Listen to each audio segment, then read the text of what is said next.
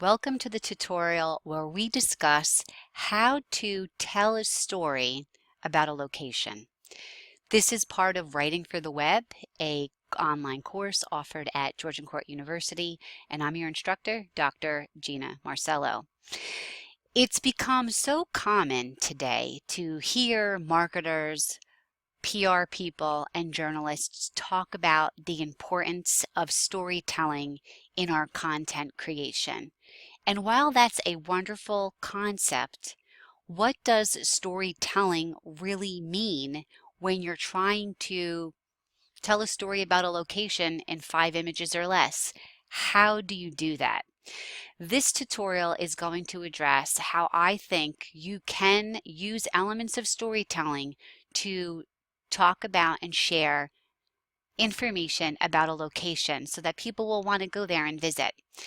In order to do that, what we really need to do is go back and remember the elements of good storytelling. Good storytelling has certain essentials associated with it.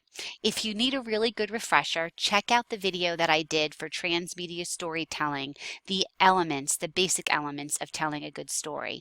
Here, what I'm going to do is take those elements and apply them to the coursework that you've been asked to do. Right now, this week, we're preparing for next week where we're going on location to a small community at the Jersey Shore. It's a seaside community called Ocean Grove. Before I get into that, let's talk about elements of a good story. We have characters. We have conflict. What's the problem? We have a location. We have a plot. Plot is what drives the story forward, what's going on with the characters. There's a premise or a main idea of the story. There's the backstory, what happened before the characters got to this particular spot. The theme, a universal condition that anybody watching, viewing, consuming the content that you're creating, they can relate to it. Why can they relate to it? Because it's a human condition. It's a universal condition that we all experience. We feel loss, love, struggle, overcoming odds. These are great stories that resonate with all of us, that have been resonating with us for thousands of years. And then finally, another element of story is the tone. Is it sunny? Is it sad or funny? Is it lighthearted? Is it heavy or angry or defensive? So let's look at how we would apply those things to telling a story about a place. The first thing I want you to think about and consider are the characters of the story. Well, what does that mean about if I'm shooting or telling a story about a particular location? The characters, well, the characters are the people that live in that particular community, the people that visit that community. Here you'll notice I have a gentleman who is known actually in Southern California. He's a surfer. He's been homeless and living on the beach, I think is his backstory, for maybe 50 years. But if you look at him, there's certain things that you can imply on his appearance. He's got a beard, he's wearing a hat, he's not wearing shoes, he's carrying a bag. He looks very relaxed. When we're looking at people that are visiting particular beach communities, do you think that they differ?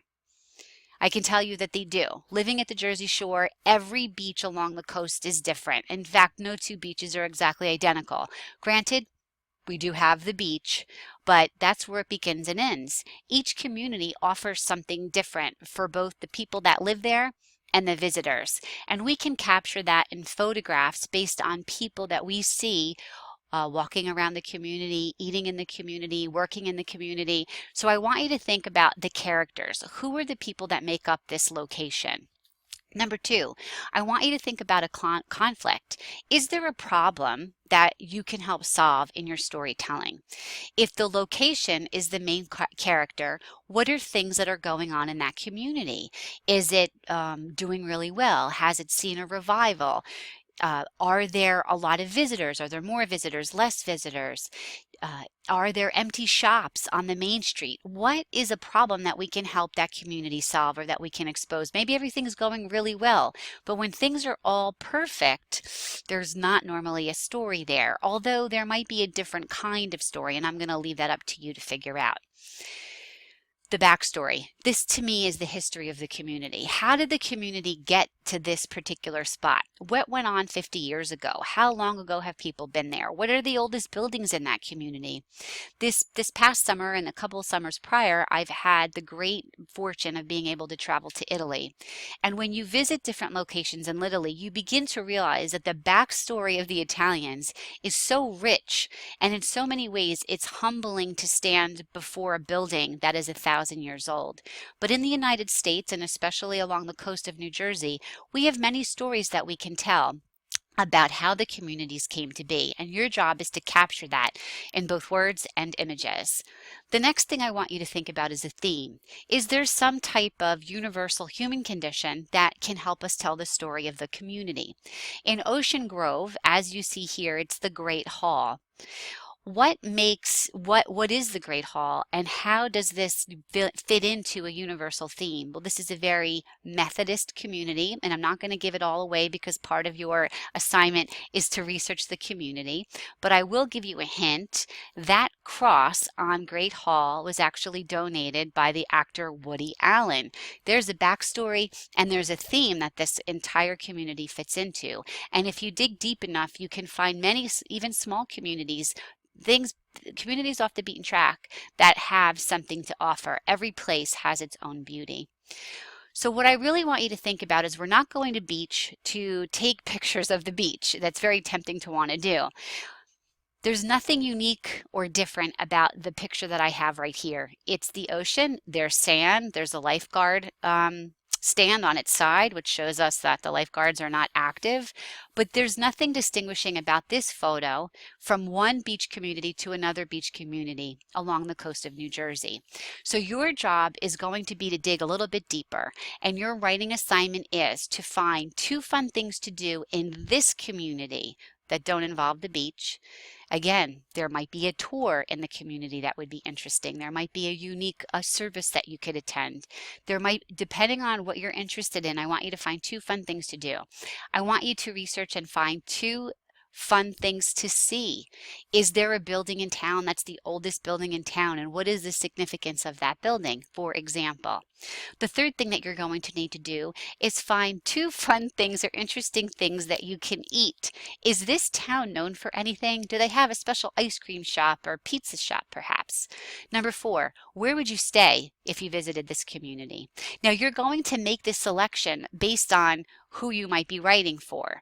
And each of you were asked to create your own WordPress blog. And I want you to think of the audience that you would be writing for. Who, based on who's reading your blog, might want to go there? Or where would they stay? Would they stay in a hotel? Would they stay in a bed and breakfast? A weekly home rental, or perhaps an Airbnb. Number 5, what would you buy? What would you want to take away from the community with you? And then number 6, what's one unique fact, idea, place, or person that we didn't cover in the first 6 that are associated with this particular location? Please make sure that you review the syllabus so that you do, it says 1 here, but you're actually going to select 2.